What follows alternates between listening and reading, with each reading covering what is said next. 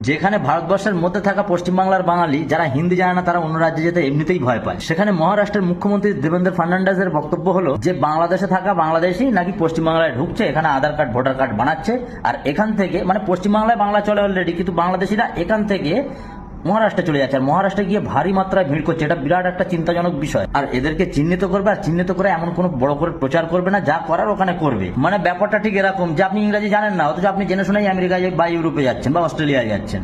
মানে আজও এখন কথা হচ্ছে বাংলাদেশের সাথে শুধু বর্ডার শেয়ার তো পশ্চিমবাংলা করে না, আরো রাজ্য করে, কিন্তু এরা এই শুধু পশ্চিমবাংলাটাকেই কেন টার্গেট করছে? সবচেয়ে বড় সন্দেহের বিষয় তো এটা যে মানুষরা হিন্দি অব্দি জানে না, বা সেটা মারাঠিদের জায়গা। ব্যাপারটা ঠিক এরকম। শুভেন্দু অধিকারী বলেছিল না যে পশ্চিমবাংলায় 2 কোটি রোহিঙ্গা বেরোবে এসআইআর করলে, অথচ দেখা যাচ্ছে পুরো পৃথিবীতে 30 লাখ হয়তো রোহিঙ্গা আছে। আবার দেখুন, এই বিজেপি সরকার মহারাষ্ট্রে আসার আগে বা এখনো পর্যন্ত ওখানকার যে স্থানীয় মারাঠিদের আসল সমস্যা কিন্তু বাঙালি নয়, আসল সমস্যা হলো ভেইয়া কারা, যারা উত্তর ভারতীয়, ইউপি, বিহার, ঝাড়খণ্ড, এরা। পুরো হিস্ট্রি রেকর্ড আছে মহারাষ্ট্রে যে 2003-4 সাল থেকে 2008 সাল পর্যন্ত বড় করে ট্যাক্সি পারমিট, স্থানীয় চাকরি, ব্যবসা, এইসবগুলো এই ভেইয়ারা মারাঠিদের খাচ্ছিল বলে এই মারাঠিরা 2003-4 সাল থেকে ছোটখাটো ঝামেলা থেকে শুরু করে 2008 সালের লেভেলে এই ভেইয়াদের ঠাপিয়েছিল। এছাড়াও 2008 সালে মহারাষ্ট্রে রেলওয়ে চাকরির পরীক্ষায় ইউপি, বিহারের ছেলেদের একাধিক ছেলেকে নিহত করা হয়েছিল এবং বহু মানুষকে আহত করা হয়েছিল এই মারাঠি দ্বারা। তাও মনে করিয়ে দিই, একাধিকবার এখনো রাজ ঠাকরের বহু স্পিচ সামনে আসে এই ইউপি, বিহারের এগেনস্টে। আমরা যারা এগুলো বুঝি, এরা অ্যাকচুয়ালি আমাদের বোঝায় না এগুলো,